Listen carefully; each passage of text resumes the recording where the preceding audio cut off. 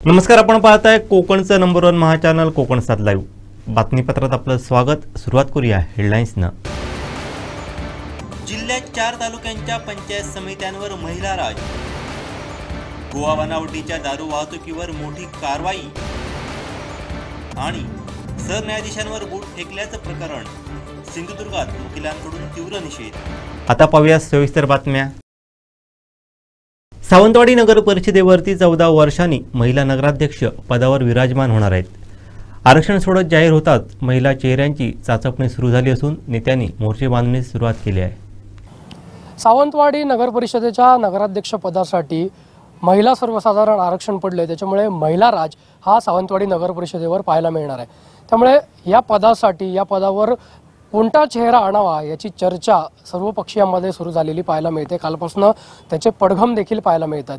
महिला आरक्षण पडल्यामुळे अनेकांचे पत्ते कट झालेत। त्यात जवळपास अनेक वर्षांनी महिला या पदावर विराजमान होणार आहेत आणि चौथ्या नगराध्यक्षा महिला नगराध्यक्षा ठरणार आहे। त्याच्यामुळे विविध नावांची चर्चा या प्रामुख्याने सुरू झालेली पाहायला मिळते। यामध्ये इथले आमदार माजी मंत्री दीपक केसरकर यांचं हे होमपेज आहे। गेली अनेक वर्ष त्यांच्या विचारांचा नगराध्यक्ष या सावंतवाडी शहरात निवडून येतोय। ते स्वतः सर्वाधिक काळ नगराध्यक्ष राहणारे एकमेव व्यक्ती सावंतवाडीत ठरलेले आहेत। त्याचबरोबर भाजपचे जे माजी नगराध्यक्ष होते संजू परब, ते आज शिवसेनेमध्ये आहेत, दीपक केसरकर यांच्या सोबत आहेत। त्याच्यामुळे निश्चितच त्यांची ताकद तिथे वाढलेली दिसते। पण भाजपनं सुद्धा या ठिकाणी उमेदवार देण्याची तयारी सुरू केली आहे। त्या दृष्टीने चाचपणी सुद्धा सुरू केलेली आहे। त्यात अनेक नावं चर्चेत भाजपच्या माध्यमातून येत आहेत। माजी उपनगराध्यक्ष आणि प्रभारी नगराध्यक्ष म्हणून काम केलं त्या अन्नपूर्णा कोरगावकर सुद्धा त्यांचं नाव चर्चेत आहे। भाजपमधनं त्यांचं मधल्या काळामध्ये पोटनिवडणुकीच्या काळात निलंबन झालं असलं तरी त्यांचं नाव भाजपकडनं चर्चेत येत असताना आणखीनही नावांची चर्चा शहरात सुरू आहे। या सावंतवाडी संस्थांच्या युवराज्ञी श्रद्धाराजे भोसले यांचं नाव प्रामुख्यानं यामध्ये चर्चेत असल्याला पाहायला मिळतं। शिवसेनेकडनं संजू परब यांच्या पत्नी संजना परब यांचं नाव आघाडीवर असल्याचं पाहायला मिळतं। त्याच पद्धतीनं बाकीही ज्या नगरसेविका आहेत त्यांची नावं आघाडीवर आहेत। अनेक महिलांची नावं पुढे येत आहेत। त्यात काही प्रामुख्यानं वकील असतील, डॉक्टर असतील, ज्या उच्च विद्याविभूषित महिला आहेत त्यांचीही नावं सर्वपक्षीय लोकांकडनं येताना पाहायला मिळतात। काँग्रेसकडनं साक्षी वंजारी इच्छुक असल्याचं समजतंय। अनेक महिला इच्छुक आहेत, अनेकांची इच्छा आहे या पदावर बसण्याची। त्यामुळे चाचपणी सुरू झालेली आहे। मुख्यत्वे करून महायुतीमध्ये काटेकी टक्कर बघायला मिळणार आहे। जर महायुती झाली तर वेगळं चित्र असेल, पण महायुती झाली नाही तर भाजप आणि शिवसेना या दोन प्रमुख पक्षांमध्ये मोठी टफ फाईट होताना पाहायला मिळेल। कारण आज जर बघितलं जे स्थानिक नगरसेवक, विद्यमान जे नगरसेवक आहेत ते या दोन पक्षांच्या असल्याचे प्रामुख्याने पाहायला मिळतं। यापूर्वीचा इतिहास बघितला तर एक हाती सत्ता दीपक केसरकर यांची होती। संजू परब यांनी नेतृत्व केल्यानंतर काँग्रेसचे नगरसेवक त्यांनी इथे निवडून आले। नंतरच्या काळात भाजपमध्ये हे सगळे नगरसेवक जाताना पाहायला मिळाले। हे सगळं इतिहास बघता, राजकीय गणित बघता काटेकी टक्कर या निमित्तानं पाहायला मिळणार आहे। कारण त्यातले काही नगरसेवक आज भाजपमध्येच आहेत तर काही शिवसेनेमध्ये गेलेले आहेत आणि दीपक केसरकरांबरोबर असणारे नगरसेवक हे त्यांच्याच सोबत असल्यामुळे निश्चितच मोठी लढत, मोठी चुरस त्यात बघायला मिळणार आहे। त्यात जर श्रद्धाराजेंचं नाव पुढे आलं, त्यांना उमेदवारी देण्यासंदर्भात जर हालचाली झाल्या तर निश्चितच राजकीय गणित सुद्धा बदलतील। काल दीपक केसरकर यांनी शिवसेनेला हे पद सोडावं अशा पद्धतीची मागणी आपण महायुतीच्या बैठकीत करणार असल्याचं सांगितलंय। त्याच्यामुळे शिवसेनेनं या पदावर कुठेतरी दावा केलेला दिसतोय। संजू परब हे सुद्धा या एकला चलो रे किंवा नगराध्यक्ष पदासाठी शिवसेनेचा उमेदवार असावा याच्यासाठी आग्रही असल्याचे दिसत आहेत। निलेश राणेंची साथ त्यांना आहे। त्याच्यामुळे ही सगळी गणितं बघता भाजपकडनं पालकमंत्री नितेश राणे असतील, भाजपचे खुद्द प्रदेशाध्यक्ष रवींद्र चव्हाण असतील, हे लक्ष घालून असणार आहे की भाजपकडनं हा नगराध्यक्ष बसावा। तर इथनं दीपक केसरकर, निलेश राणे आणि जिल्हा प्रमुख संजू परब हे निश्चितपणे ताकद लावणार आहेत की शिवसेनेचा नगराध्यक्ष त्या ठिकाणी बसावा। महाविकास आघाडी झाल्यास त्यांचे नेते या ठिकाणी लक्ष घालताना पाहायला मिळणार आहे। पण काँग्रेसकडनं कालच बैठक झालेली आहे। काँग्रेसकडनं सुद्धा चाचपणी सुरू झालेली आहे। काँग्रेस सुद्धा या निवडणुकीत उतरण्याच्या तयारीत आहे। महाविकास आघाडी म्हणून जर ते उतरल्यास निश्चितच गणितं वेगळी असतील, पण एकला चरोलेचा नारा दिला तर त्यामध्ये आपल्याला वेगळं चित्र पाहायला मिळू शकेल। त्याचबरोबर शहर विकास आघाडीचा सुद्धा एक सूर या निमित्तानं पुढे येतोय।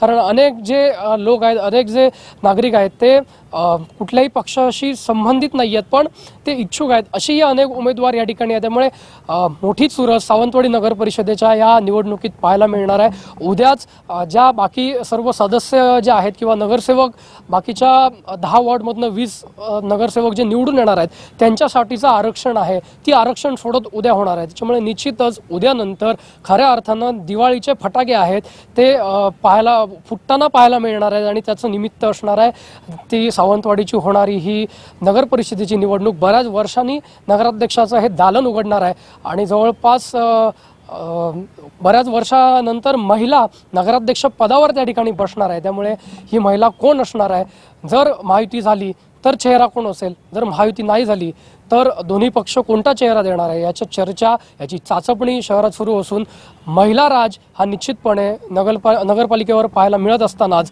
सर्व जे राजकीय पुढारी आहेत, जे नेते आहेत, जे जिल्ह्यात काम करतात, जे राज्यात काम करतात त्यांचा सुद्धा या निमित्तानं कस लागताना पाहायला मिळणार आहे। Video journalist साहिलसह Vinayak Gawas, Konkan 7 live, Sawantwadi.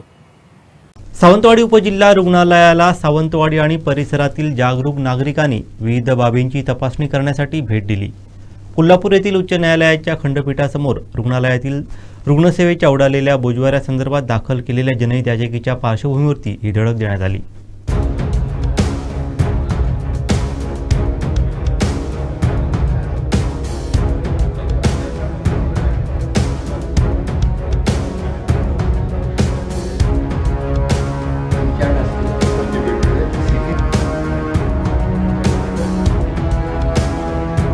या सब डिस्ट्रिक्ट हॉस्पिटलमध्ये एक अधीक्षक, वैद्यकीय अधीक्षक आणि 14 डॉक्टर्स, त्या 14 पैकी 10 स्पेशालिस्ट डॉक्टर्स आणि 4 MBBS अशी पदं आहेत। त्यापैकी इथे फक्त म्हणजे प्रभारी वैद्यकीय अधीक्षक प्रभारी आहे आणि ते जर सोडले तर 5च रेग्युलर पदं भरलेली आहेत। आणि बाकी सगळे जे आहेत ते कंत्राटी आहेत। त्याच्यात जे 8-9 MBBS डॉक्टर्स आहेत, कोणी कुठे यावं, पण असं आहे की ते मराठवाडा आणि त्या भागातले आहेत। हे मी का उल्लेख करतो, मराठवाड्यातले डॉक्टर चांगले नाहीत वगैरे असं नाही, सगळे डॉक्टर चांगले आहेत, पण ती आलेली जी फ्रेश MBBS मुलं आहेत ती 2-3-4 महिन्यात पुन्हा आपल्या मूळ गावी जातात, असा एक भाग आहे। दुसरं की तुम्ही जे विचारलं की खंडपीठासमोर जे प्रतिज्ञापत्र ॲफिडेव्हिट मांडण्यात आलं आरोग्य प्रशासनातर्फे, ते दादांत खोटं आणि दिशाभूल करणार आहे, हा खरा आक्षेप आहे। म्हणजे एवढे सगळे प्रतिष्ठित नागरिक जेव्हा येतात, हे ह्या हॉस्पिटलवर प्रेम आहे म्हणून येतातच, पण हे जेव्हा कळलं की इथे ICU नाही आहे, मग ICUच्या नावाने 2 AC, 1 व्हेंटिलेटर, काही मॉनिटर म्हणजे ICU असतो का? नाही। तर ICUचा आत्मा कोण आहे? MD मेडिसिन फिजिशियन डॉक्टर, घालच तर इंटेन्सिव्हिस्ट म्हणतात ज्यांना, की जे ॲनेस्थेटिस्ट असतात, ICU अनुभव असतो, ते डॉक्टर्स महत्त्वाचे आहेत। मग दाखवण्यात काय आलं आणि असं वाक्य वापरण्यात आलं की पिटिशनरने, म्हणजे ज्यांनी याचिका दाखल केली आहे त्यांनी जे मांडलंय ते अतिशय चुकीचं आहे। इथे 2 क्लिनिकली एक्सपर्ट असलेले फिजिशियन या ICUला सेवा बजावतात। म्हणून मग प्रश्न असा आला की ते जे डॉक्टर्स दोघे जण आहेत, जे दोन्ही MD मेडिसिन DNB मेडिसिन आहेत, ते किती वेळा येतात? त्या आठवड्यातून कधी एकदा, कधी 2दा त्यांना बोलवलं जातं, काही ना दुसऱ्यांना तर 15-20 दिवसातून एकदा बोलवलं जातं। मग ते कसं काय ICUचा अर्थ अतिदक्षता, अत्यंत तातडीची सेवा, मग 14-12 तासाची ड्युटी पाहिजे त्यांची, तसं काही नाहीये। म्हणजे हे खोटं मांडलंय। ट्रॉमा केअर युनिट याचा खूप गाजावाजा करण्यात आला। 2013 मध्ये सार्वजनिक बांधकाम विभागाचा 51 लाख रुपयाचा आराखडा आहे, 51 लाख रुपये। ते खर्च झालेत तर किती खर्च झालेत हे अजून माहितीच्या अधिकारात यायचं आहे। मग अशा वेळेला ट्रॉमा केअर युनिटला 5 पदं आहेत हो, क्लास 1 ऑफिसर, म्हणजे 2 ॲनेस्थेटिस्ट आहेत, 1 ऑर्थोपेडिक सर्जन आहे आणि 2 MBBS डॉक्टर आहेत। ती कुठे आहेत? ते कॉन्ट्रॅक्ट बेसिसवर 1 डॉक्टर अवधूत म्हणून आहेत, जे ऑर्थोपेडिक सर्जन आहेत, म्हणजे जो अतिशय चांगला ऑर्थोपेडिक सर्जन आहे, पण त्यांना ना असं ट्रिपल रोल करावा लागतो। म्हणजे ते ऑर्थोपेडिक सर्जन पण आहेत, ट्रॉमा केअर युनिटला पण आहेत आणि ब्लड बँक ऑफिसर म्हणून ऑर्थोपेडिक सर्जन हे कदाचित महाराष्ट्रातलं एकमेव हॉस्पिटल असेल की जिथे ब्लड बँकला अधिकारी कोण असतो तर ब्लड ट्रान्सफ्युजन मेडिसिनमध्ये MD केलेला असतो किंवा MD पॅथॉलॉजिस्ट असतो किंवा MBBS अधिक 5 वर्ष ब्लड बँकमध्ये अनुभव, हे शासनाचे गाईडलाईन्स आहेत. इथे कसं काय ऑर्थोपेडिक सर्जन ब्लड बँकला आहे? म्हणजे ह्याला एका सिंपल मराठीत म्हणतात खोगीर भरती. खोगीर भरती करून चांगलं हॉस्पिटल 100 बेडेड म्हणताना सब डिस्ट्रिक्ट हॉस्पिटल खोगीर भरती करून चालेल का? एवढंच आमचं म्हणणं आहे की खरं बोला आणि यासाठी प्रयत्न करा. कारण आज बघा जिथे 1+14 म्हणजे 15 डॉक्टरचं काम 5 डॉक्टरवर येत आहे, त्याच्यात ट्रॉमा केअर युनिट तुम्ही मांडताय, मग ताण येणार आणि त्यांच्यावर आलेला ताण रुग्णसेवेला येणार. मग त्यांनीच कसं आहे की माहितीच्या अधिकाराची माहिती मिळाली. गेल्या 3 महिन्यात 108 या ॲम्ब्युलन्स सर्व्हिसने 748 लोकांना सब डिस्ट्रिक्ट हॉस्पिटल सावंतवाडीतून गोवा मेडिकल कॉलेजला ट्रान्सफर करण्यात आलं. त्यातल्या अनेक ट्रान्सफर रात्री अपरात्री पहाटे करण्यात आला. किती ससे हुलपटे हो. बरं तिथे गेल्यावर गोव्यात काय होतं तर ट्रीटमेंट हा एक वेगळा पाक, सामाजिक ट्रीटमेंट ही भायलो म्हटलं जातं. याच्याबद्दल आमचा तीव्र आक्षेप आहे. गोव्याला पाणी हा वेगळा विषय आहे पण महत्वाचा आहे. पाणी महाराष्ट्र देणार, अनेक गोष्टी महाराष्ट्र देणार, पण तिथे असलेले लोक आमच्या सामान्य रुग्णांना भायलो म्हणणार, म्हणजे बाहेरून आला तू. हा विषयांतर बस एवढंच म्हणायचं. धन्यवाद. मॅडम बोलतील. हॉस्पिटलमध्ये झाला. असं असताना त्यावेळीची जी व्यवस्था होती आणि जे त्यावेळी कुठच्याही हॉस्पिटल नव्हती किंवा इतर डॉक्टर नव्हते, सर्व रुग्ण हे ह्याच हॉस्पिटलमध्ये येत होते. त्यावेळी जी व्यवस्था होती ती अतिशय सुंदर होती. डॉक्टर नर्स सगळे चांगले होते. त्यानंतर जी आता जी व्यवस्था एकदम कोलमडून गेलेली आहे त्या व्यवस्थेबद्दल आमचा आक्षेप आहे आणि ती व्यवस्था सुधारावी आणि सगळ्यांना चांगला न्याय मिळावा. आणि जी व्यवस्था आता जी आहे आणि जी परिस्थिती आहे ती मेहरबान कोर्टासमोर यावी आणि ही संपूर्ण व्यवस्था राज्य शासनाने सुधारावी अशी आमची प्रामाणिक इच्छा आहे. माझ्या महिलांच्या वतीने माझी प्रामाणिक इच्छा आहे. कारण महिलांना जे प्रॉब्लेम्स येतात गरोदरपणात किंवा त्यांना ॲडमिट केलं जातं त्यावेळी योग्य सेवा मिळत नाही, तर आल्या असं रेफर केलं जातं की गो टू बांबोळी चला बांबोळीला, असं पूर्णपणे आपलं घोषवाक्य झालेलं आहे. तर हे कुठेतरी थांबावं आणि ही व्यवस्था सुरळीत होईल आणि आमच्या सावंतवाडीचा मान उंचावा अशी माझी प्रामाणिक इच्छा आहे. माझ्या महिलांच्या आणि संपूर्ण सावंतवाडीच्या नागरिकांची इच्छा आहे ती पूर्ण व्हावी अशी आमची इच्छा आहे. थँक्यू. पंचायत समित्यांच्या सभापती पदाची आरक्षण जाहीर झाली असून कणकवली पंचायत समितीचं सभापतीपद ओबीसी महिला प्रवर्गासाठी राखीव असणार आहे. पाहूयात.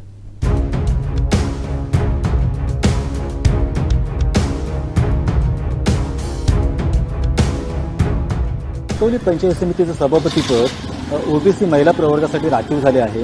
त्याचा फटका कणकवली तालुक्यातील खुल्या प्रवर्गातील जे कार्यकर्ते आहेत, विशेषतः भाजपमध्ये काम करणारे अनेक कार्यकर्ते आहेत, अशा कार्यकर्त्यांचा हिरमोड झाला आहे. कारण कणकवली हे माजी मुख्यमंत्री नारायण राणे, पालकमंत्री नितेश राणे यांचं होम ग्राउंड आहे. नारायण राणेंच्या राजकीय वाटचालीमध्ये, राजकीय यशामध्ये कणकवली तालुक्याचा खूप मोठा वाटा आहे. साहजिकच जिल्ह्यातील अन्य कोणत्याही तालुक्यांच्या तुलनेत कणकवली तालुक्यामध्ये राणेंच्या कार्यकर्त्यांची खूप मोठी संख्या आहे. बरं, राणेंच्या कार्यकर्त्यांचं वैशिष्ट्य आहे, हे कार्यकर्ते निवडणुकांच्याही खूप काळ आधीपासून तयारी सुरू करतात. भले आरक्षण कोणतेही पडेल, मात्र त्याची वाट न पाहता ते आपलं काम सुरू करत असतात. तर साहजिकच आता जे सभापतीपद आहे जे ओबीसी महिला प्रवर्गासाठी राखीव झाले आहे, त्याच्यामुळे खुल्या प्रवर्गातील राणेंचे कार्यकर्ते असतील किंवा अन्य कोणत्याही पक्षांचे कार्यकर्ते असतील, अशा अनेकांचा आता हिरमोड झाला आहे. त्यांना किमान पुढील 2.5 वर्षे सभापतीपदाच्या अपेक्षेची वाट पाहावी लागणार आहे. कणकवली पंचायत समितीवर गेली वर्षानुवर्ष नारायण राणेंची सत्ता आहे. 1997 साली सर्वप्रथम राणेंच्या तेव्हाच्या शिवसेनेचा भगवा या पंचायत समितीवर फडकला होता. तेव्हापासून ते आजपर्यंत नारायण राणे कोणत्याही पक्षामध्ये असो, ह्या पंचायत समितीने नेहमीच नारायण राणेंना साथ दिली आहे. 2000 मग ते 3च्या दरम्यानची निवडणूक असो, 2012च्या दरम्यानची निवडणूक असो, 2012च्या निवडणुकीमध्ये तर कणकवली पंचायत समितीमध्ये एकूण 16 जागा आहेत. त्या 16पैकी तब्बल 15 जागा तेव्हाच्या नारायण राणेंच्या काँग्रेसने मिळवल्या होत्या. 2017मध्ये जी पंचायत समितीची निवडणूक झाली होती तेव्हा तर काँग्रेसने सर्वच्या सर्व 17 जागा मिळवलेल्या होत्या. त्याच्यामुळे आत्तासुद्धा या पंचायत समितीवरती राणेंचा जास्त वर चष्मा राहील असेही बोलले जात आहे.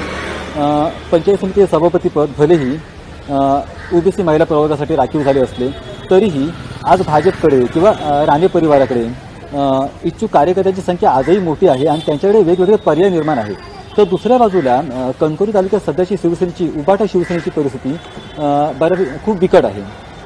तर प्रश्न आहे की पंचायत समितीची निवडणूक उबाटा शिवसेना ही भाजपच्या समोर नेमकी कशी लढवणार याची उत्सुकता आता कणकवलीच्या राजकीय वर्तुळात लागून राहिली आहे.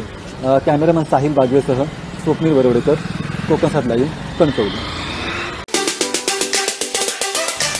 तुम्हाला सगळ्यांना माहीत आहे की 17 सप्टेंबर माननीय पंतप्रधान मोदीजींचा वाढदिवस ते 2 ऑक्टोबर राष्ट्रपिता महात्मा गांधीजींचा वाढदिवस जयंती.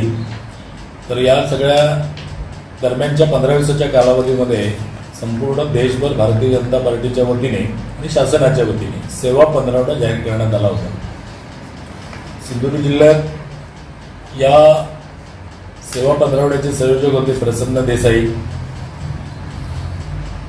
जिल्हा संयोजक, आणि संध्याताई पण उपस्थित आहे. तर सिंधुदुर्ग जिल्हा भाजपच्या वतीने संपूर्ण जिल्हाभर सेवा पंधरवड्यांचे सेवेला समर्पित असे भरपूर कार्यक्रम झाले आणि त्या कार्यक्रमांची थोडीशी माहिती देण्यासाठी या ठिकाणी आपण प्रेस तुमच्या सगळ्यांना बोलवलेलं आहे. तर आपल्याकडे एक स्वच्छता अभियान हा विषय त्याच्यामध्ये होता. तर सिंधुदुर्ग जिल्ह्यामध्ये प्रत्येक बूथवर तर स्वच्छता अभियान झालंच, पण काही ठिकाणी मोठी प्रत्येक विधानसभेमध्ये मोठ्या संख्येने काही जी काही गाजलेली मोठी मंदिरं असतील किंवा काय असतील अशा ठिकाणी किनारे असतील अशा ठिकाणी स्वच्छता अभियानं झाली. तर अशा प्रकारची 122 स्वच्छता अभियानं आपण केली आणि साधारणतः 3400 वरील लोकांनी त्यामध्ये सहभाग घेतला.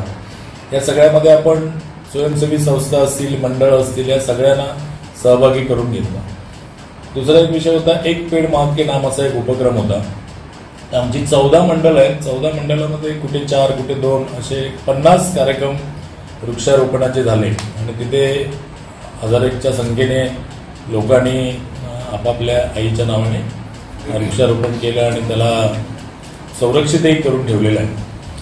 खरं तर 22 जुलैला देवेंद्र यांच्या वाढदिवसाला आम्ही रक्तदान शिबिरं प्रत्येक मंडळामध्ये घेतली होती, पण यावेळी सुद्धा आपण 8 ठिकाणी रक्तदान शिबिरं घेतली या सेवा पंधरवड्यात सेवा म्हणून. तर 8 रक्तदान शिबिरामधून आम्हाला 645 रक्तदात्यांनी रक्तदान केलं. 645 रक्तपेढीमध्ये आपण रक्त दिलेलं आहे. आरोग्य शिबिरं पूर्ण सरकारी पातळीवरनं चालू होती, पण या सगळ्या आरोग्य शिबिरं 31 झाली आणि 4073 रुग्णांनी त्या शिबिरांचा लाभ घेतला. या आरोग्य शिबिरांमध्ये स्वस्थ नारी सशक्त परिवार हे एक अभियान आहे. नमो नेत्रवणी नेत्र संजीवनी अशा प्रकारचं अभियान आहे. तर या सगळ्या अभियानांच्या या सगळ्या शिबिरामध्ये भारतीय जनता पार्टीच्या कार्यकर्त्यांनी त्याचा प्रचार असेल, प्रसार असेल किंवा त्यासाठी लागणारं जे काही गोष्टी आहेत त्या सगळ्या भारतीय जनता पार्टीच्या कार्यकर्त्यांनी सहभाग घेतला. अशी 31 झाली. 4073 रुग्ण त्याच्यामध्ये होते. एक बुद्धिजीवी लोकांचं प्रबुद्ध नागरी संमेलन सुद्धा या दरम्यानच्या कालावधीमध्ये आपण घेतलं आणि सेवा पंधरवड्याच्या निमित्ताने शासनाने आणि काय काय ज्या गोष्टी केलेल्या आहेत, विविध योजना असतील आणि इतर काही ज्या गोष्टी आहेत सेवेच्या दृष्टीने नवीन सरकारने सुरू केलेल्या योजना, या सगळ्यांची आपण सेमिनार टाईप एक चर्चा केली. याच्यामध्ये आम्हाला एक दुसरा विषय होता दिव्यांगांचा एक मेळावा घ्यायचा आणि दिव्यांगांचा मेळावा घेऊन त्यांना लागणारं साहित्य वितरण करायचं. तर आपण तसा एक 200 लोकांचा एक मेळावा घेतला गरजू दिव्यांगांचा 2 ठिकाणी, कसाल आणि जानवली. आणि त्या 2 कार्यक्रमामध्ये 200 जणांना आपण साहित्य दिलं. त्यांच्या काही ज्या काही गोष्टी होत्या म्हणजे त्यांचं प्रमाणपत्र आणि कुठल्या काही अडचणी होत्या किंवा त्यांना घरकुल वगैरे इकडे तिकडे प्रस्ताव जे त्यांचे आहेत त्या संदर्भातला आपण त्यांना मदत केली. दुसरा विषय एक व्होकल फॉर लोकल होता. म्हणजे आपल्या स्थानिक मालाला आपणच प्रसिद्धी देण्याचा जो मोदीजींनी पुढाकार घेतलेला एक मोठा कार्यक्रम आहे. तर त्याचे आपले महिला मोर्चाने आमच्या 3 ठिकाणी मोठमोठे कार्यक्रम केले. मराठा समाज हॉल कुडाळला साधारणतः 50हून जास्त स्थानिक कारागिरांनी किंवा उत्पादकांनी आपली उत्पादने या सगळ्यामध्ये प्रदर्शन ठेवलेलं होतं. माननीय पालकमंत्री यांनी त्याला भेट दिली आणि सगळेच पदाधिकारी त्याला भेटून गेले वेंगुर्ला शहरामध्ये पण एक अशाच प्रकारचं प्रदर्शन भरवण्यात आलं होतं आणि तिसरं ठिकाण आहे वजराट. आपल्याला सगळ्यांना माहीत असेल वेंगुर्ल्यातल्या वजराट या ठिकाणी हातमाग आहेत अजूनही, म्हणजे आता ते यंत्रमाग, आणि तिथे कॉटनचं सगळी निर्मिती उत्पादनं सगळी घेतली जातात आणि आपल्या लोकांना कमी माहीत असेल पण हे वर्षानुवर्ष वजराटी बाजारपेठ आहे या सगळ्या उत्पादनाची, विशेषतः टॉवेल आणि पंचे स्वदेशी सगळा हा विषय. तर हा खूप शहरांमध्ये खूप देवस्थानांच्या ठिकाणी आम्ही वगैरे जातो, तिथे पण आपण एक हे घेतलं, म्हणजे कार्यक्रम एक आपण केला. विकसित भारताची चित्रकला स्पर्धा असं एक आयोजन होतं आपल्याला सगळ्या कार्यक्रमामध्ये. तर 2 ठिकाणी आपण वेंगुर्ला आणि सावंतवाडीमध्ये चित्रकला स्पर्धा घेतलेली होती या सगळ्या विषयांच्या अनुषंगाने. तर त्याला सुद्धा चांगला प्रतिसाद मिळाला. दोन्ही ठिकाणी आम्हाला साधारणतः 1500 स्पर्धक, 1450 स्पर्धकांनी त्यामध्ये भाग घेतला. दुसरा युवा मोर्चाचा एक कार्यक्रम आपला होता की मोदी विकास मॅरेथॉन, नमो रन या नावाने एक आपल्याला कार्यक्रम दिलेला होता. तर त्यामध्ये सुद्धा विविध मंडळं, संस्था, कॉलेजेस या सगळ्या लोकांना घेऊन आपल्याला ती यशस्वी करायची होती. तर एक 150 स्पर्धक सावंतवाडीच्या मोती तलाव एरिया परिसरामध्ये आपण ती मॅरेथॉन पूर्ण केली. पालकमंत्री नितेश राणे यांच्या सूचनेनुसार जिल्हा परिषद सिंधुदुर्ग यांच्याकडे सार्वजनिक आरोग्य विभागाकडून दिलेली एक शववाहिका सावंतवाडी नगर परिषदेच्या ताब्यात देण्यात आली आहे. या निर्णयामुळे सावंतवाडी शहर आणि परिसरात नागरिकांची मोठी गैरसोय दूर होणार आहे.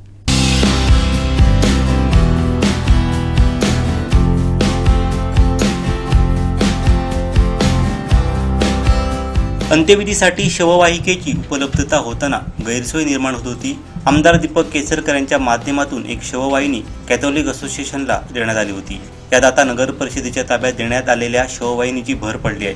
पालकमंत्री नितेश राणे यांनी केलेल्या सूचनेनुसार जिल्हा परिषदेकडील शववाहिका नगर परिषदेकडे वर्ग करण्यात आले असल्याची माहिती सावंतवाडी नगर परिषदेच्या आरोग्य विभागाकडून देण्यात आली आहे. यामुळे सावंतवाडी नगर परिषद हद्दीतील नागरिकांना आता गरज पडल्यास शववाहिका अधिक जलद आणि सहज उपलब्ध होणार आहे. अंत्यविधीसाठी शववाहिकेची व्यवस्था करताना होणारी धावपळ आणि आर्थिक ताण कमी होणार असून नगर परिषदेच्या माध्यमातून ही अत्यावश्यक आरोग्य सेवा नागरिकांसाठी कायमस्वरूपी उपलब्ध असणार आहे.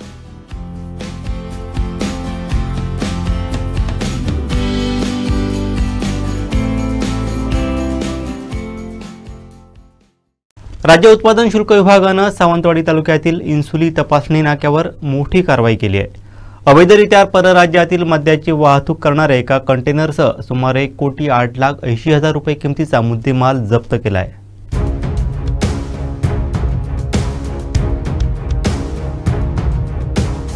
मिळालेल्या गोपनीय माहितीनुसार उत्पादन शुल्क पथकानं मध्यरात्री 1 वाजताच्या सुमारास ही कारवाई केली. या प्रकरणी पोलिसांनी राजस्थान आणि उत्तर प्रदेश येथील 2 आरोपींना ताब्यात घेतलंय. आरोपींविरोधात महाराष्ट्र दारूबंदी कायदा 1949 अंतर्गत गुन्हा नोंदवण्यात आलाय. ही महत्त्वपूर्ण कारवाई डॉक्टर राजेश देशमुख, PP सुर्वे, विजय चिंचाळकर व श्रीमती कीर्ती शेडगे यांच्या मार्गदर्शनाखाली करण्यात आली. इन्सुली तपासणी नाक्याचे निरीक्षक यांच्या पथकातील धनंजय साळुंके, विवेक कदम आणि जवान रणजित शिंदे, दीपक वायदंडे, सतीश चौगुले, अभिषेक खत्री, सागर सूर्यवंशी यांनी कारवाई यशस्वी केली. या प्रकरणाचा पुढील तपास धनंजय साळुंके, दुय्यम निरीक्षक तपासणी नाका इन्सुली हे करत आहेत.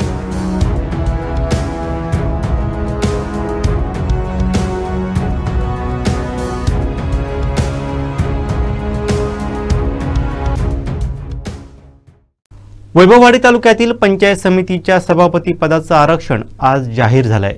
या पदासाठी सर्वसाधारण प्रवर्ग आरक्षित करण्यात आलाय. पुढील 2.5 वर्ष हे आरक्षण लागू राहणार आहे. या आरक्षणामुळे तालुक्याचा कारभारी होण्यासाठी इच्छुक असणाऱ्या उमेदवारांमध्ये कमालीचा आनंद पसरला आहे. पाहूयात. सिंधुदुर्ग जिल्ह्यातील 8ही पंचायत समितीच्या सभापती पदांचं आरक्षण आज जाहीर झालं. यामध्ये वैभववाडी पंचायत समितीसाठी सर्वसाधारण पद आरक्षित झालंय. वैभववाडी समितीमध्ये एकूण 6 प्रभाग आहेत. यामध्ये लोरे, खंबाळे, कोकेसरे, उंबर्डे, कोळपे, भुईबावडा यांचा समावेश होतो. मागील 3 वर्षात थांबलेल्या निवडणुकांमुळे अनेकांच्या इच्छेवरती पाणी फिरलं होतं. अखेर पंचायत समितीच्या निवडणुकांच्या हालचाली सुरू झाल्या आहेत. सभापती पदाचं आज आरक्षण जाहीर झालं. 13 ऑक्टोबरला प्रभागांचं आरक्षण जाहीर होणार असून आता निवडणुकांना मूर्तरूप येणार आहे. आज पडलेल्या आरक्षणामुळे इच्छुकांमध्ये आनंद आहे. सभापती पदासाठी आरक्षणाची उत्सुकता गेल्या काही दिवसांपासून वाढली होती. आज जाहीर झालेल्या निकालानंतर अनेक इच्छुकांच्या चेहऱ्यावर समाधान झळकत आहे. कारण सर्वसाधारण प्रवर्गामुळे अनेकांना संधी खुली झाली आहे. आरक्षण सर्वसाधारण असल्यानं स्पर्धा वाढणार आहे. आता सर्वांचं लक्ष प्रभाग आरक्षणावरती केंद्रित झालंय, कारण प्रभाग आरक्षणानंतरच कोणत्या सदस्याला संधी मिळू शकते याचं खरं चित्र स्पष्ट होईल. राजकीय पातळीवरती मोर्चे बांधणीला सुरुवात झाली असून पुढील काही दिवसात पंचायत समिती परिसरात राजकीय हालचालींना वेग येणार आहे. कोकण 7 लाईव्हसाठी श्रीधर साळुंखे, वैभववाडी. वेंगुर्ला पंचायत समिती सभापती पदाचं आरक्षण जाहीर झालंय. नागरिकांचा मागास प्रवर्ग आरक्षण पडल्यामुळे पुढील काळात अनेक इच्छुक पाहायला मिळणार आहेत. पाहूयात. वेंगुर्ले नगरपालिकेच्या नगराध्यक्षपदाचं आरक्षण जाहीर झाल्यानंतर आज वेंगुर्ले पंचायत समितीच्या सभापती पदाचं आरक्षण आज जाहीर झालेलं आहे. नागरिकांचा मागास प्रवर्ग हे आरक्षण आज वेंगुर्ले पंचायत समितीच्या सभापती पदासाठी जाहीर झालेलं आहे. गेली 3 वर्षापेक्षा जास्त काळ जो आहे तो वेंगुर्ले पंचायत समितीवरती प्रशासन कारभार पाहत होतं आणि बऱ्याच जणांना उत्सुकता लागलेली होती की हे जे निवडणुका आहेत पंचायत समिती जिल्हा परिषदेच्या त्या कधी लागणार याकडे सर्वांचं लक्ष होतं आणि आता याची आरक्षणही जाहीर झालेली आहेत. नगरपालिकेच्या आरक्षणानंतर आज सभापती पदाचं हे पंचायत समिती सभापती पदाचं आरक्षण जाहीर झालेलं आहे आणि हे आरक्षण जाहीर झाल्यानंतर अनेक जे इच्छुक आहेत ते सुद्धा आपल्याला पुढील काळात पाहायला मिळणार आहेत.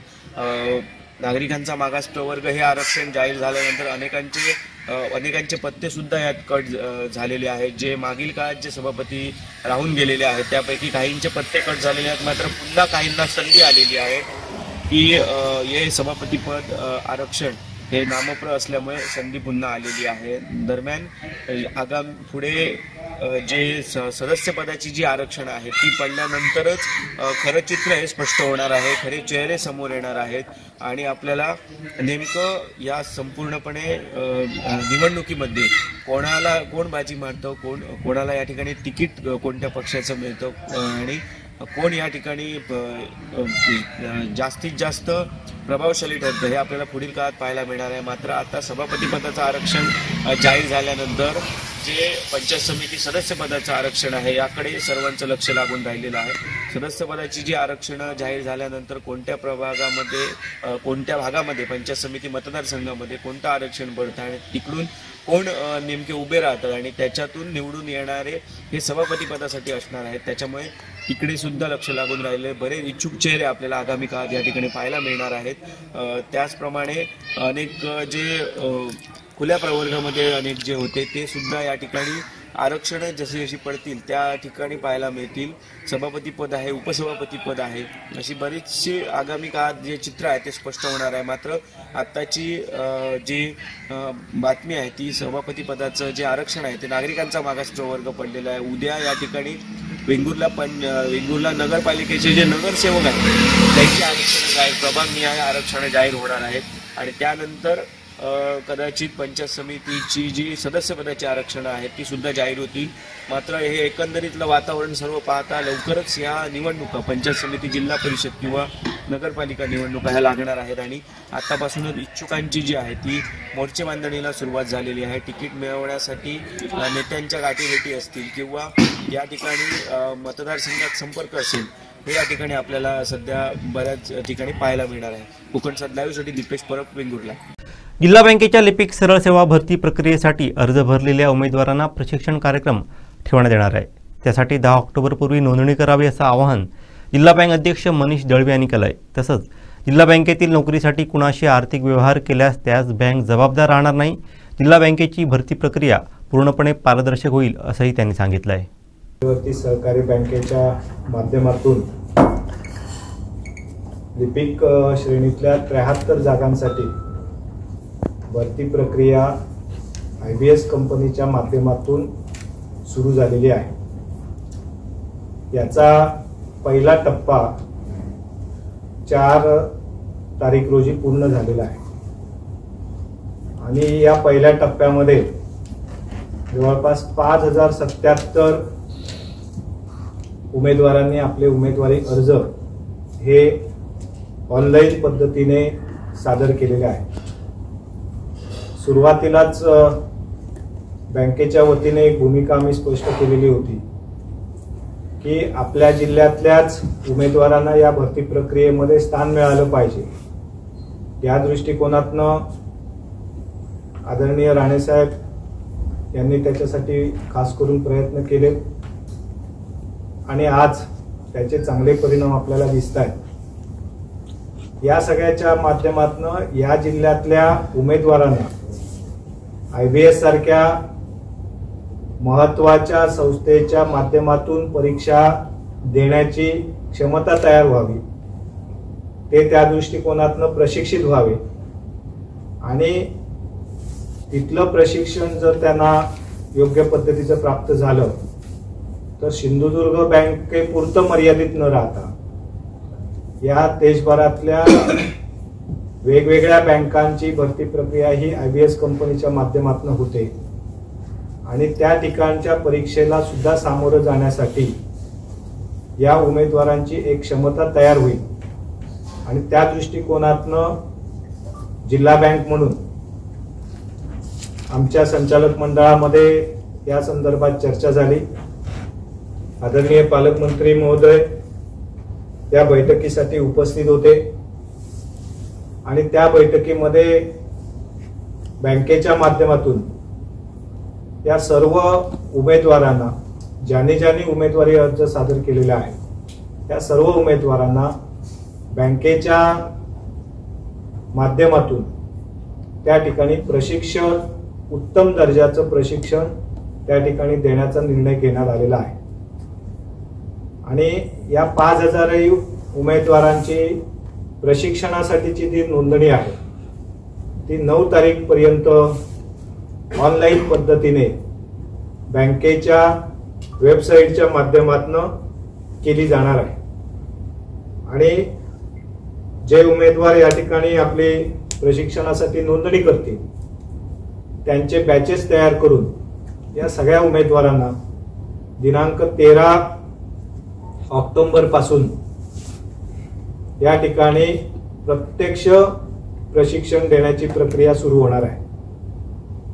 या ठिकाणी प्रशिक्षण देण्यासाठी उत्तम दर्जाचे प्रशिक्षण देणाऱ्या व्यक्तींची नियुक्ती त्या ठिकाणी बँकेच्या माध्यमातून करण्यात आलेली आहे।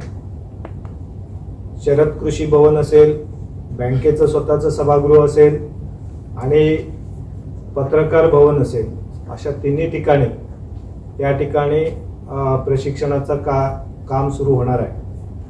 जवळपास संपूर्ण 1 महिन्यापेक्षा जास्त काळ या ठिकाणी प्रत्येक प्रशिक्षणार्थ्यांना प्रशिक्षण देण्याचं काम बँकेच्या खर्चातून, बँकेच्या माध्यमातून आपण सुरू करतो आहोत। यापुढच्या काळामध्ये सुद्धा आपल्या जिल्ह्यातल्या विविध उमेदवारांना ज्यांना बँकिंग क्षेत्रामध्ये आपलं करिअर घडवायचं आहे, ज्यांना बँकिंग सेक्टरमध्ये काम करण्याची इच्छा आहे, अशा सगळ्या प्रकारच्या उमेदवारांना कायमस्वरूपी अशा प्रकारचं प्रशिक्षण केंद्र जिल्हा मध्यवर्ती सहकारी बँकेच्या माध्यमातून सुरू करण्याची पहिलं पाऊल या ठिकाणी आज या प्रशिक्षणाच्या निमित्ताने आम्ही सुरू करतो, जेणेकरून यापुढच्या काळामध्ये सुद्धा या प्रशिक्षणाचं कामकाज आणि प्रशिक्षण केंद्र हे जिल्हा बँकेच्या माध्यमातून कायमस्वरूपी सुरू ठेवण्यासाठी आम्ही प्रयत्नरत आहोत की जेणेकरून या जिल्ह्यातल्या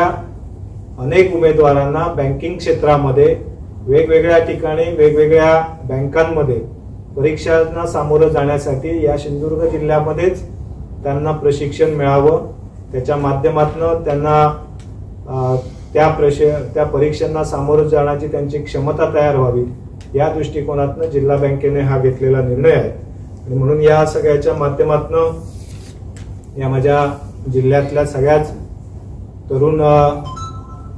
तरुणींना माझं आव्हान राहील की या सगळ्या प्रशिक्षणाचा लाभ आपण घ्यावा।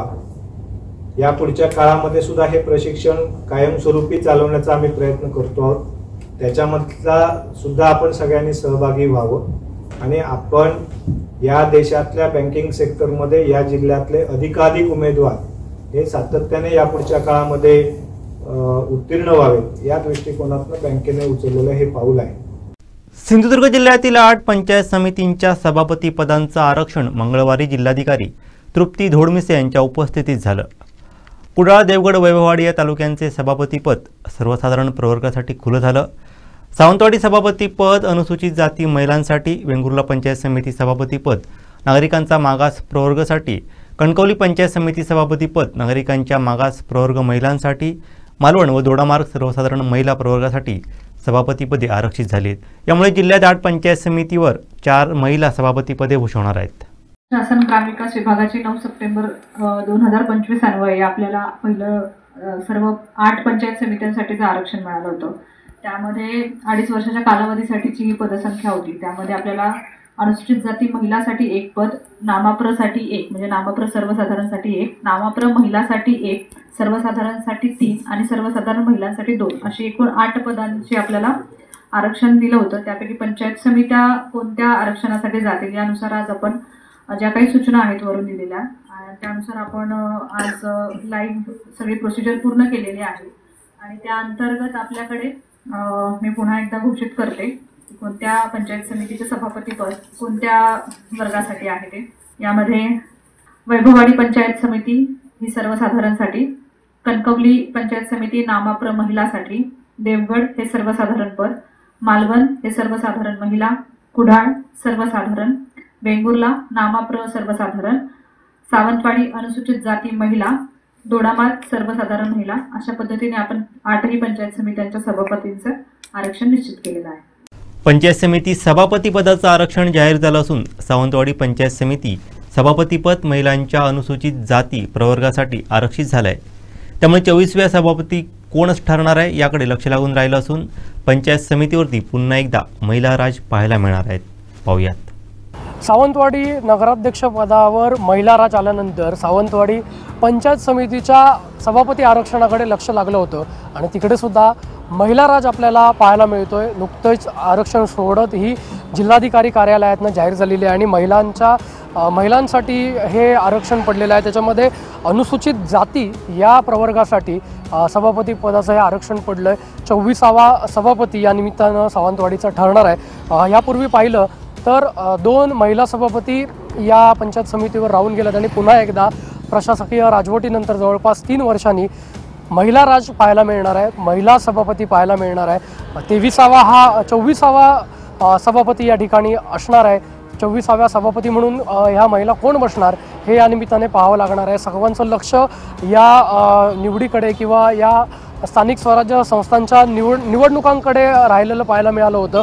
नगर परिषदानंतर आता जिल्हा परिषद, नगर परिषदानंतर आता पंचायत समितींचंही आरक्षण जाहीर झालेलं आहे. त्यामुळे शहरासह ग्रामीण भागातले सुद्धा पडघम जे वाजू लागलेले पाहायला मिळतात. राजकीय पक्षांची मोर्चे बांधणी पाहायला मिळते. आरक्षणाप्रमाणे विविध नेत्यांच्या ज्या मोर्चे बांधणी आहे त्या पदासाठी विशेषतः आता दोन्ही पदं महिलांसाठी पडल्यामुळे महिलांना प्रामुख्याने तिथे संधी देण्यासाठी मोठ्या पद्धतीनं मोर्चे बांधणी सुरू असल्याची पाहायला मिळते. यात प्रामुख्यानं भाजप आणि शिवसेना या 2 पक्षांमध्येच जे महायुतीचे घटक आहेत त्यांच्यातच काटेकी डक्कर असल्याची पाहायला मिळते. महाविकास आघाडीकडनं सुद्धा काँग्रेस, राष्ट्रवादी, शरदचंद्र पवार गट, शिवसेना, उभाटा यांच्या माध्यमातून सुद्धा या सर्व जागांसाठी आपलं मत आजमावलं जातंय, चाचपणी केली जाते आणि सगळेच जण या पदावर आपल्या विचारांचा सभापती बसवण्यासाठी, आपल्या विचारांचा नगराध्यक्ष बसवण्यासाठी तयारीत उतरलेले पाहायला मिळतात. अगदी काही काळातच निवडणुका जाहीर होणार आहेत. त्याच्यामुळे अनेक वर्ष ज्याची उत्कंठा लागून होती, अनेक वर्ष ज्या गोष्टीकडे सर्वजण वाट पाहून राहिले होते ते आरक्षण अखेर जाहीर झालेलं आहे. त्याच्यामुळे आता लवकरच इतर ज्या सदस्यपदांसाठी, पंचायत समिती सदस्यपदांसाठी जी आरक्षण आहेत ती लवकरच जाहीर होणार आहेत. त्याच्यामुळे जिल्हा परिषद, नगर परिषदानंतर आता पंचायत समितीत सुद्धा मोठ्या पद्धतीनं राजकीय पडघम वाचताना पाहायला मिळतात. Video journalist साहिलसह Vinayak Gawas, Konkan 7 live, Sawantwadi. सर्वोच्च न्यायालयाचे सरन्यायाधीश BR गवई यांच्यावरती वकील राकेश किशोर यानं बूट फेकण्याचा प्रयत्न केल्याच्या खळबळजनक घटनेचा सिंधुदुर्ग जिल्ह्यातील सर्व वकिलांनी आज तीव्र निषेध केला. न्यायसंस्थेच्या प्रतिष्ठेवरती झालेल्या हल्ल्याच्या विरोधात वकिलांनी कोर्टाच्या कामकाजादरम्यान लाल फिती बांधून आपला संताप व्यक्त केला आहे. पाहूयात. आपल्या सर्वोच्च न्यायालयामध्ये एक निंदनीय घटना घडली.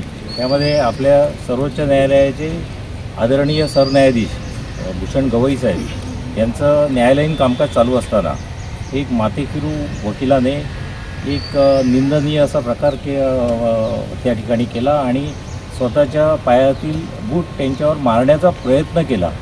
तर अशा पद्धतीने एक लोकशाहीचा महत्त्वाचा स्तंभ असलेला आपल्या ह्या न्यायव्यवस्थेवर जो काही प्रकार घडला तो खरोखरच निंदनीय आहे, निषेधार्ह आहे आणि त्याचा निषेध करण्यासाठी आम्ही आज सगळे सिंधुदुर्ग जिल्ह्यातली वकील मंडळी इथे आज जमलेलो आहोत. तर आम्ही त्या घटनेचा तीव्र शब्दात निषेध करतो. भूषण गवई साहेब यांच्या संदर्भात काल जी अतिशय निंदनीय घटना घडली याचा निषेध करण्याकरता आम्ही सर्व इथे खरं तर ज्या भूषण गवई साहेबांनी ज्यांनी डॉक्टर भारतरत्न बाबासाहेब आंबेडकर, शाहू, महात्मा फुले यांचे विचार आणि न्यायालयाचे सांगड घालून खऱ्या अर्थाने न्यायदानाचं काम या भारत देशात केलं आणि खास करून या 6 जिल्ह्यातील कोल्हापूर, सांगली, सातारा, सोलापूर, सिंधुदुर्ग आणि रत्नागिरी या 6 जिल्ह्याकरता ज्यांनी अतिशय महत्त्वाचं काम खंडपीठ स्थापन करून केलं, अशा एका आदरणीय व्यक्तीचा अपमान करणं किंवा त्यांच्या संदर्भात अशी निंदनीय घटना करणं याचा निषेध करणं क्रमप्राप्त ठरतं. आजच्या घडीला सगळ्यांच्या भावना अतिशय तीव्र आहेत, परंतु आदरणीय गवई साहेबांनी जो आमच्यासमोर एक आदर्श घालून दिलेला आहे की कितीही परिस्थिती वाईट असली तरी आपण त्यावरती वाईट रिॲक्शन न देता अतिशय सामान्यपणे ते हाताळून त्याचं आपलं जे कामकाज आहे ते नियमितपणे करावं. काल देखील आदरणीय भूषण गवई साहेबांच्या बाबतीत घटना घडल्यानंतर आदरणीय गवई साहेबांनी आपलं काम लगेच तात्काळ पुढे चालू ठेवलं, कुठल्याही परिस्थितीत त्या कामात खंड पडू दिला नाही आणि त्यांच्याच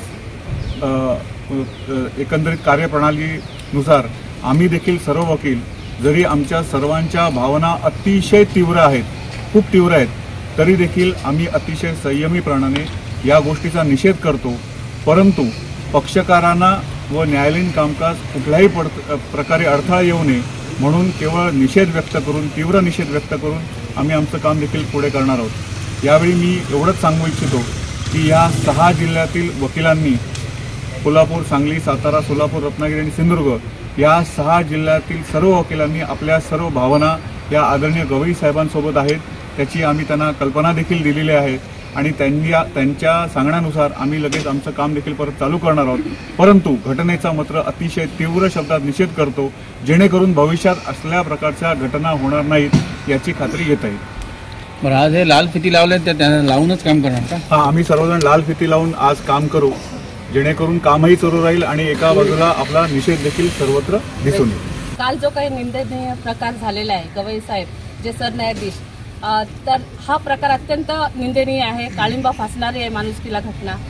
तर अशा परिस्थितीमध्ये देखील आमचे गवई साहेब थोडेही विचलित झाले नाही.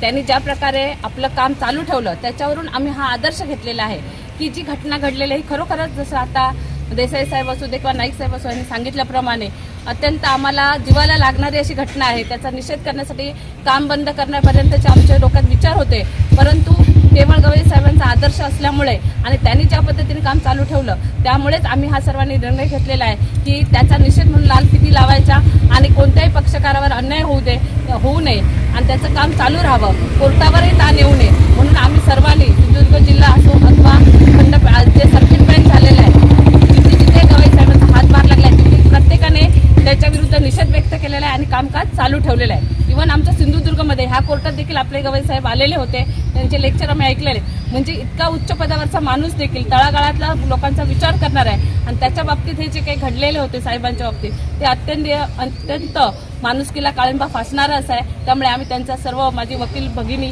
आणि बंधू निषेध व्यक्त करत आहोत. त्यांच्याकडनं जो काही प्रकार घडला त्या संदर्भात बार काउन्सिल ऑफ इंडिया यांनी त्यांना एक नोटीस दिलेली आहे.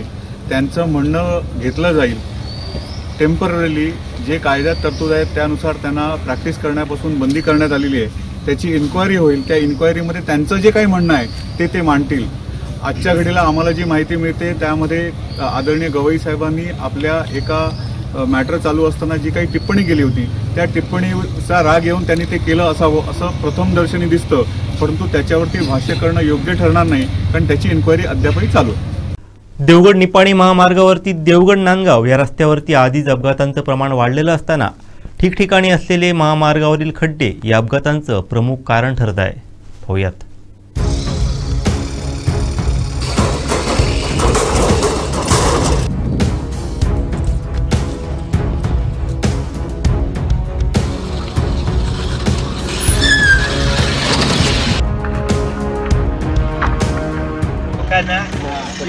आले तर इथं मरतील.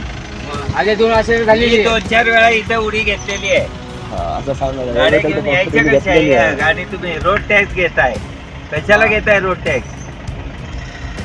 हे बरोबर नाही. आणि तुमचा घाटाचा रस्ता काय करताय? त्याच्यापेक्षा हेच परिस्थिती काय आहे? आता बघतात कशी हालत होत आहे. सगळ्या गाड्यांचे तेच झाले. येताना नाही जर दणकत चालली गाडी तर मग समजत नाही. तसंच या तर गाड्यांची पण वाट लागता, जर माणसांची पण वाट लागता. त्याच्यावर काय लवकर करूची ती ॲक्शन घेवा तुम्ही आणि याच्यातनं आमका मोकळा करा. साहेब, इथे खड्डा पडलेला आहे. ही गाडी आपली इथे आपडते, ती काय ते त्याचं नियोजन करा. ओके. पावसात शिकणार आता या मला सांगा कसा ठिकाण आमचा धड घालून नको. नंतर तुम्ही जर आमच्या इकडे गेलात ना पडेल साईडला आपटा टाकल्याने तुम्ही पावसात ना 4 दिवस तुमचा म्हणजे हे यांचे सगळे भोंगळ कारभार, बाकी कायच नाही. या टाकूचा म्हणून टाकल्याने काय राहुला शिल्लक आहे त्याच्यात? हे उन्हाळ्याच्या दिवसात कामं करतोय ती पावसाळ्याच्या दिवसात तुमची कामं आली तर मग ह्या काय याच करतो. एवढं मोठं खड्डो आहे आम्ही मेन रस्त्याकडे तर या खड्ड्याचा प्रॉब्लेम काय माहिती आहे? लाईन टाकूचं काम केल्याने. मग हे भोंगळ कारभारात ना थूकपट्टी लावूचं काम ह्या दिसतं. याच्यात आम्ही वाटावला म्हणून वाटावला. आणि जर काही ह्या नुकसान झालं असतं, जीवित हानी झाली असती, काही लागला मोडून बिडून राहिला असता, ती भरपाई कोण दिल्या नसती? हा फक्त ह्या करूचा तेवढा माहिती. आणि ते पण थूकपट्टीची कामं आधी. हे काय धड काम आहे ह्या हैसर ना. रात्रीचे येताना कोणाला समजत नाही. बाईकवाले वगैरे किती जण पडलेत, ऍक्सिडेंट झाली आहे.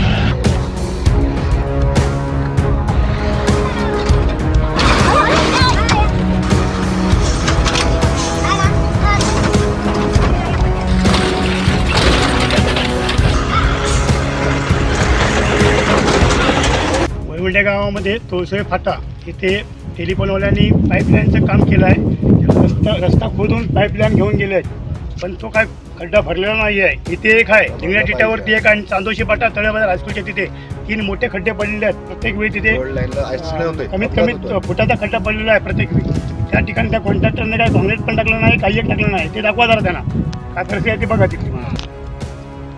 या ठिकाणी अगोदर एक मोठा अपघात झालेला होता की महेश तुरस्कर तळेदाराचे. ते पहाटे सकाळीच इथे ॲक्सिडेंट होऊन ते दोन्ही माणसं एकाच टायमिंगला क्रॅश झाली होती. आणि आज ह्याला रात्री जर अपरात्री कोण इथे पडलं त्याला जबाबदार शासन राहणार काय? हे शासनाने त्याच्यावरती आम्हाला पर्याय काही द्यावा. काहीतरी द्यावा आणि ती जबाबदारी त्यांनी सांभाळून काम करून घ्यावं, बाकी काही नाही. त्याच्यावर रात्रीच्या वेळेस आहे ना, रात्रीच्या वेळेस येताना हैसर अपघात होता वाचला, म्हणजे जीव जाता वाचलेला आमचा. तर मग ह्या गोष्टी अशाच होत राहणार काय ह्या रस्त्यावरती? हैसर आधी पण बरेच मोठे ऍक्सिडेंट झालेले आहेत. या गाड्यांची पण हालत अशीच होते. ती गाडी चलत नाही, खड्ड्यात आपटली की तिथे मेलात तो. मरणार या खड्ड्यावर का हैसर बाकी काय नाही. हैसर कोणाचे जीव गेले की मग हैसर प्रशासन काय दखल देणार आहे का? हे काम करून जातात कॉन्ट्रॅक्टर, मग त्यांना कोणाचा काही लेना देना पडलेला नाही. हा जीव गेले तर कॉन्ट्रॅक्ट करणार भरपाई घेणार का सरकार भरपाई देणार आहे? सर ती काय ती दखल लवकरात लवकर घेवा आणि ह्याच्यातनं मुक्त करा. देवगड निपाणी मार्ग आहे तो मार्ग व्यवस्थित पाहिजे. रस्त्यात खड्डे चालणार नाही आम्हाला. ते खड्ड्याची कामं पाहिजे. पाईपलाईन टाकली आहे इथे आहे बोरिंगसाठी. कोणी ती आपल्याला माहित नाही, पण ती बोरिंगसाठी टाकली आहे त्यांनी काम करून घ्यायला पाहिजे. रस्त्याने पण करायला पाहिजे ते काम. टेलिफोनची लाईन आहे बरं, हायवे व्हायला पाहिजे. टेलिफोन बरोबर आहे ना. हा राज्य हायवे आहे, निपाणी कोंडा गोवा मार्ग आहे हा पूर्ण. तो पूर्ण काम व्हायला पाहिजे. जसं मी बोलत होते ना मगाशी का हा आहे देवगड निपाणी म्हणजे देवगड गोवा जो हायवे नांदगाव मोठा हायवे. कारण राज्यमार्गामध्ये याची बरोबर आहे. तर पण या अशा ठिकाणी हायवेची जर ही दुरावस्था असेल तर मग आतल्या गावांची काय दुरावस्था असतात ती तुम्ही विचार करा. त्याच्यावर कोण दखल घेऊ काय मागत नाही. ती दखल लवकरात लवकर घ्यावी एवढीच विनंती असं सरकार. सावंतवाडी येथील वासुदेवानंद टेंबे स्वामींच्या वास्तव्यानं पावन झालेल्या त्यांनी स्थापन केलेल्या श्री एकमुखी दत्त मंदिर इथं कोजागिरी पौर्णिमेच्या निमित्तानं श्री दत्त क्षेत्र माणगाव येथील योगेश सावंत भोसले यांच्या सुरेल गायनाचा कार्यक्रम आयोजित करण्यात आला होता. त्यांच्या सुश्राव्य गायनानं उपस्थितांची मनं जिंकलेत.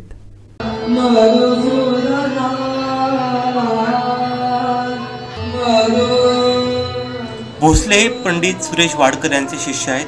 खासकीलवाडा व सबनीसवाडा येथील रहिवाशांनी या गीत गायन कार्यक्रमाचं आयोजन केलं होतं. कोजागिरी पौर्णिमेच्या निमित्तानं प्रथमच श्री एकमुखी दत्त मंदिर येथे असा गायनाचा कार्यक्रम आयोजित करण्यात आला होता. या कार्यक्रमासाठी सावंतवाडीतील अनेक संगीतप्रेमींनी आवर्जून उपस्थिती दर्शवून कलाकारांच्या कलेला उत्स्फूर्त अशी दाद दिली। यावेळी तामाणेकर व जसमीत पळणकर यांनी तबला साथ तर समर्थ केळुसकर यांनी हार्मोनियम आणि कमलाकर कळंगुटकर यांनी साथ संगीत केले।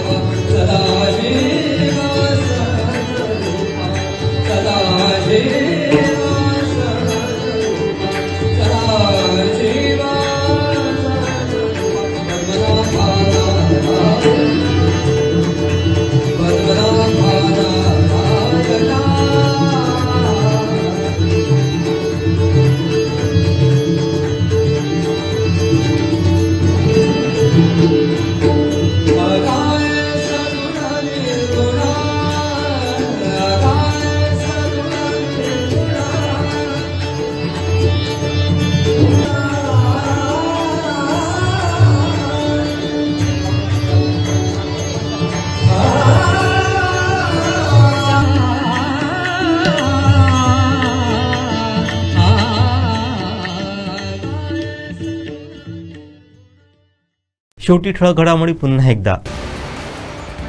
जिल्ह्यात 4 तालुक्यांच्या पंचायत समित्यांवर महिला राज। गोवा बनावटीच्या दारू वाहतुकीवर मोठी कारवाई आणि सरन्यायाधीशांवर बूट फेकल्याचं प्रकरण। सिंधुदुर्गात वकिलांकडून तीव्र निषेध। बातमीपत्रात वेळ झाली ते थांबण्याची। पाहत राहा बदलत्या कोकणचा बुलंद आवाज। कोकणचा नंबर 1 महा चॅनल कोकण 7 लाईव्ह। धन्यवाद।